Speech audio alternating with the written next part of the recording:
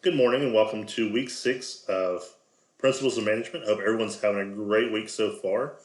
This week we're going to talk about teamwork, and here we go. We're going to look at the overview real quick to talk about kind of what we're looking at this week. So this week we're going to talk about teamwork and kind of how to build teams and contribute to organizational effectiveness. Distinguish a new team environment from traditional work groups, and summarize how groups become teams. Explain why groups fail sometimes, and describe how to build an effective team, a list of methods for managing a team's relationship with one another, and examples to manage conflict on that. I'll give you some additional YouTube clips to help out with those as well. Let me go ahead real quick and show you guys discussion.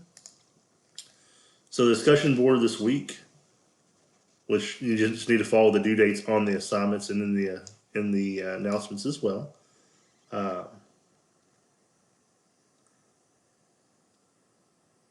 So a key differentiator between being a member of a group and being a member of a team is a trust. How can a new member of your team earn your trust? Be specific and answer the questions on this.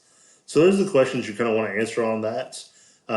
We also have an assignment due this week as well. Again, follow the due dates in the announcements. And if you need anything from me, feel free to reach out. Thanks. Have a great day.